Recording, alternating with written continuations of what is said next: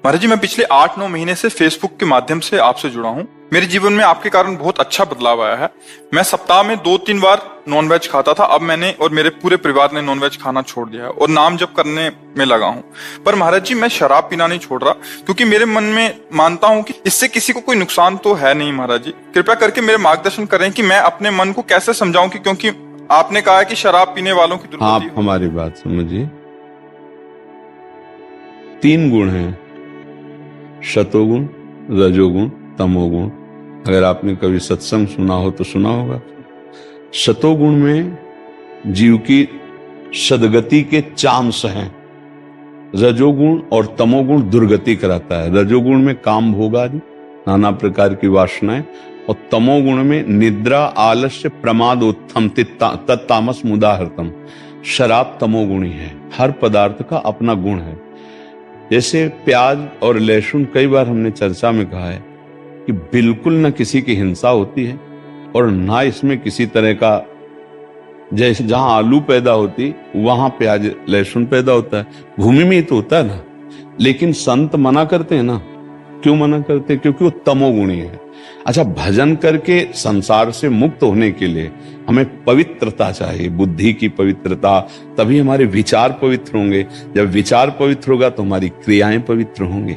आप समझ रहे हैं? अब ये शराब जो है ये घोर तमोगुणी है। एक होता है तमोगुण परसेंट में, इतने परसेंट है, ये घोर तमोगुणी। दूसरी बात, इसको महापाप में रखा गया है। परिस्त्री गमन, वो राजी है, आप राजी हो, आपको सरकारी दंड नहीं मिलेगा भारतीय संविधान में। वो बालिक है, वो राजी है, आप राजी हो, लेकिन हमारे भागवतिक संविधान में तुम्हारी दुर्गति हो जाएगी। बात समझ रहे ना? अगर तुम्हारा ब्याह हुआ है, गृहस्थी में हो, तुमने पाणी ग्रहण किया, वो तुम्हारी पत्नी है और तुम उसको छोड़कर किसी और पर, स्त्री के साथ ऐसा बर्ताव करते हो, तुम्हारी दुर्गति हो जाएगी। बेविचार को पाप, महापाप में रखा गया। शराब पीने को महापाप में रखा गया। मान लो आप कितने की पीते हो? 500 रुपए। 500 रुपए। 500 रुपए का अगर अंगूर लाके अपने घर में, 500 रुपए किसी गरीब आदमी की बीमारी में लगा दो, 500 रुपए का गौ का चारा पवा दो, तुम्हारा मंगल होगा, दूसरों का भी मंगल होगा। इसमें तुम्हें कौन सा मंगल दिखाई देता है? आज पैसे की बर्बादी कर रहे हो, और महापाप जिसे शास्त्र कह रहे हैं, तो क्यों पान करो आप? जिसे निषिद्ध कहा गया, तमोगुण कहा गया, जो निषेध किया गया, उसे तुम गुण क्यों देख रहे हो? क्योंकि तुम कमजोर हो चुके हो, इसलिए तुम उस बात को गुण मान करके कि इसमें किसी का कोई पाप नहीं। हम कह तो रहे हैं, बालिक है, आप और वो दोनों राजी हो, तो हमारी सरकार आपको नहीं दंड देगी। लेकिन भारतीय संविधान जिसके आधार पर बना हुआ है, उन सब संविधानों के ऊपर भागवतिक संविधान है, वो तुम्हें दंड देगा, क्योंकि तुम्हारी पत्नी है। ये मनोरंजन का क्षेत्र नहीं, धर्म का क्षेत्र है। धर्म क्षेत्र है ये, भारतीय धर्म क्षेत्र है। और ये हमारे यहाँ नहीं, विदेशों में होगा। अब संचालित हो रहा है जो वहां की सभ्यता। हमारे यहाँ तो निषेध है, ऐसा नहीं। मान लो ऐसी स्त्री कोई शरीर है जो परपुरुष से, हमारे शास्त्रों में लिखा हुआ है, तो तस्मात् शास्त्रम प्रमाणम थे। हमारे देश में जो कार्य होता है वो शास्त्र प्रमाणित होता है, मन के अनुसार नहीं होता, धर्म की पवित्रता के लिए। परिस्त्री गमन, मदिरापान, द्यूत कीड़ा, जुआ खेलना और मांस, हिंसा, ये सब महापाप में रखे गए। दूसरे की स्वर्ण चोरी करना, ये सब महापाप में। और तीसरी बात, परीक्षित जी ने कलयुग को इन्हीं महापापों में वास दिया कि हमारे राज्य में कोई महापापी है नहीं तो टिकेगा, है नहीं, ये भाग जाएगा। और वो भी बहुत बुद्धिमान। एक बात रख दी, स्वर्ण की चोरी, तो धन में छल कपट करना, चोरी करना प्रायः यहीं से घुसता है। फिर जब कपट और अधर्म से धन आता है तो फिर ये बुद्धि आ जाती, जो आप बोले ना 500 की। एक लेबर जब 500 रुपया मेहनत से कमाता है ना, तो वो चटनी और मिर्च और रोटी पा पाता है अपने परिवार के बच्चों। तुम कमा रहे हो और 500 रुपए की शराब पी रहे हो। अगर वही 500 में तो 2-3 आदमी का पेट भर सकता है। और तुम्हारे शराब में क्या है? केवल तुम बेशुद्ध होते हो। ध्यान रखना, क्या आनंद है, केवल तुम्हारी शिथिलता बुद्धि की होती, तो तुम्हें लगता मौज आ रही। अगर यही बुद्धि भगवान के नाम में शिथिल कर दो तो असली मौज को समझ पाओगे। इसलिए अब कैसे, जब तक तुम मानोगे नहीं तब तक कैसे होगा? महाराज मान गया, बस मन ये चाह रहा था कि छोड़ूंगा, आपके दर पे ही आके छोड़ूंगा, आपके दर्शन कर। तो हमारी मित्रता स्वीकार कीजिए और आपका मंगल हो। आज से इस बात में राधे राधे। आज से शराब ना पीना, जो आपके कल्याण के लिए है। आप समझो, हम खुली बात कर रहे हैं कि जैसे शराब है, वही अंगूर बड़े बड़े संत महात्मा खाते हैं, भोग लगता है भगवान को, और उसी को सड़ा के जब उस प्रक्रिया से शराब बनाई जाती है, या गन्ने की जो रस की फेन होती है उससे बनाया जाता है। अब गन्ना कितना पवित्र है, अंगूर कितना पवित्र है, महुआ कितना पवित्र है, लेकिन उसकी प्रक्रिया ऐसी हो गई कि मादकता प्रकट करने वाली उस शराब शब्द से अब उसका सेवन नहीं। अंगूर सब सेवन करते, महुआ सब सेवन करते, गन्ना सब सेवन करते। उसकी प्रक्रिया क्योंकि तमोगुणी हो गई, वो राक्षसी वृत्ति की हो गई, उसका सेवन निषेध किया गया है। जो अपना कल्याण मंगल चाहते हैं उनको कभी नहीं ऐसा करना चाहिए। ऐसा नहीं कि हम उस विषय को जानते नहीं कि भाई कोई, उसकी प्रक्रिया गंदी है, उस प्रक्रिया से बने हुए उस पदार्थ को नहीं खाना चाहिए। जो चीज तुम्हारे हानिकारक है, अच्छा इससे बहुत हजारों लोग ऐसे हुए जो शराब से जिनके लीवर खराब हुए, जिनके फेफड़े खराब हुए और वो मरे, क्योंकि हम मिलते ही तो रहते हैं ना। तो ऐसे कितने लोग हैं जो केवल शराब से मरे, वो लत नहीं छोड़ पाए और भयंकर रोग हो गए और वो मृत्यु को प्राप्त हो गए।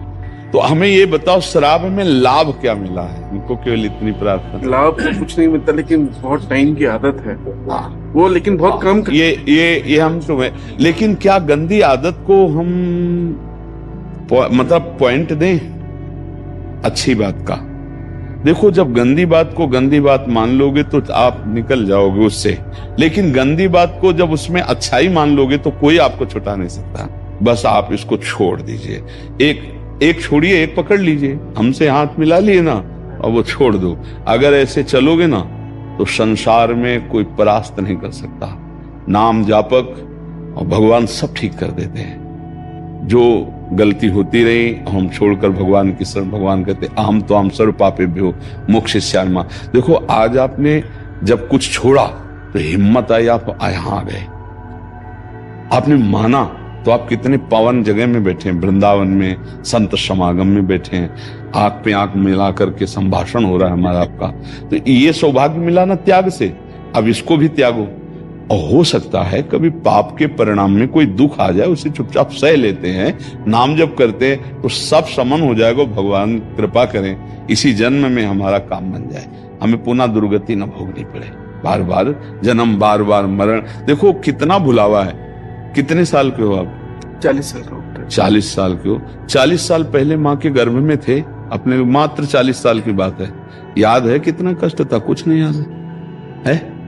अभी इसी जन्म की बात देख लो, 9 महीने अपनी माँ के गर्भ में रहे, लेकिन गर्भ में आपको गर्भ की दशा का पता है? झिल्ली, उसके अंदर बहुत लिबलिबा पदार्थ और उसमें कुंडलाकार गर्दन और पैर जो उल्टा ऐसे करके ऐसे कुंडलाकार वो बालक होता है, और उसकी नाभि का कनेक्शन माँ के तो उस शरीर से उसका पोषण होता रहता है। पर उसमें जब हलन डुलन चिलन, बहुत कष्ट से अपार, उसमें कपिल भगवान जी वर्णन करते हैं भाग, अपार कष्ट में व्यथित होता है जीव। वो सब हम भोग के आए, हमें पता नहीं। ये माँ तो मनुष्य रूप में थी, ऐसी न जाने कितनी माताओं के गर्भ में रहे, सुकरी कुकरी क्यों, कौन कौन सी माता है, अब न जाना पड़े। ये मनुष्य देह मुक्ति के लिए मिला है। तो और ज्ञान ज्यादा कलयुग में प्राप्त करना बड़ा कठिन साधन।